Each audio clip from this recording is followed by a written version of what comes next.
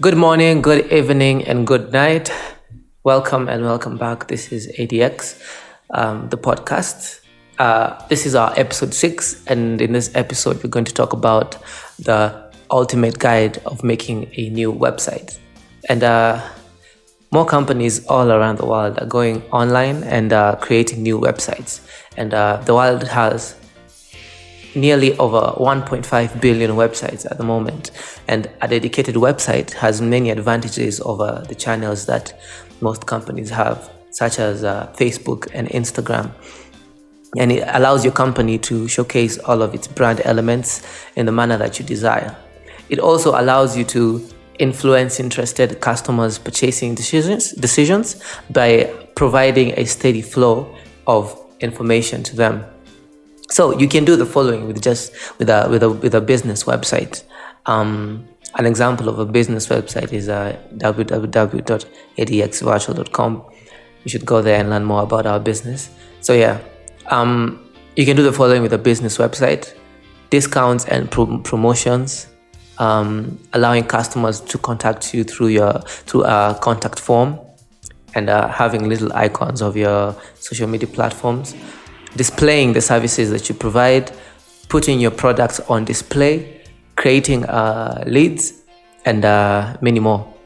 So even if you are a complete beginner or novice in web design, or a student in web design, you can use these steps to successfully create your website. So the first one, do your research. So creating an online store, like any other offline business,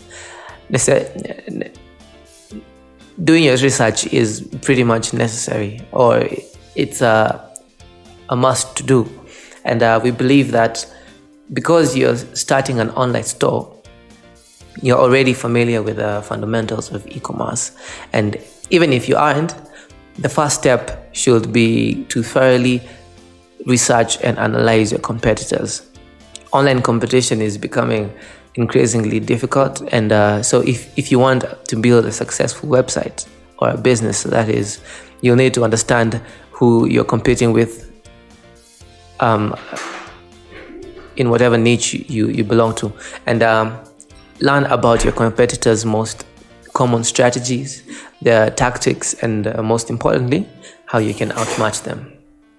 The second thing you need to do is to plan the layout based on the key aim. So whatever your primary goals are in the previous step, it's now time to plan how to achieve it. So this could be accomplished by making a specific element stand out, be larger than others, be strategically positioned or colored, or be animated, to be framed, and so on. It could even be done in more than one way. Whatever you decide, to sketch out a layout of where you intend to place the various website elements. The third thing you should do before starting a website is to choose the right domain name and logo. Like I told you, an example of a domain name is www.adxvirtual.com. Not to make it complex, not to make it complicated, just as simple as possible, so that your customers or new customers can remember your domain name easily. So choosing a name for your website, also known as a domain name, is it's a difficult task. Naming your website is a tricky business, much like naming your child. You want it to sound nice, read nice, look nice, and not sound like anything you had before. So the list could go on and on, but consider the possibility that your desired domain name has already been purchased. Okay, and it could take weeks to find the perfect name. So here's how to get it out quickly and without too much pain. Brainstorm ideas with your team. Keep it brief and to the point. Make sure it's simple to say as well as simple to type. Choose a .com or .net extension, something not too complex. If you intend to use your website in the local market, you should consider using a relative country code top level domain, for example, like .co.uk, .bg, stuff like that. And use a keyword if possible and applicable. And wait a few days before clicking buy this domain, just to be sure. The next step is to make your website or to create the design. So like this is the part that takes a big percentage of the work. So you've reached the point where you're ready to start building your website. Congratulations. This is you. This is the stage during which you spend sleepless nights thinking about how you want your website to look. You carefully sketch drafts of your dream website. You visit the competition's website and take notes.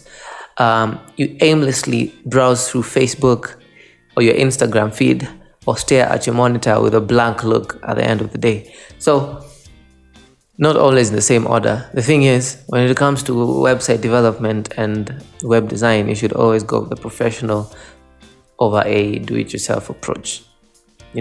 Like throw some money on it and then you'll get a better product. The next one is to gather and create website content. This one is self-explanatory. You have a website. You have to put stuff in it, not just have a www.abc.com and have nothing. So after you've decided on the style of the web design you want, the next step is to get organized by locating or creating all of the content you need. So when I say content, I mean text, images, video, audio, custom fonts, files for download, and so on. Remember that a successful website is comprised of compelling and consistent content written with your target audience in mind. The next one is create a wow user experience. Why this is a wow? You might be asking yourself, why is this a wow user experience? Why is it required?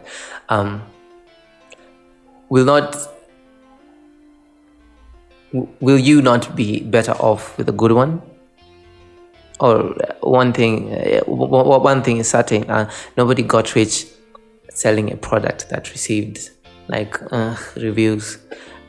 Or if you're unwilling to provide a wow experience to your users, you should reconsider creating a website in the first place. So fortunately, there are a few simple tricks you can use to provide a better user experience for your target audience or future clients. Find the ideal balance of content and white space. Make use of compelling call to actions.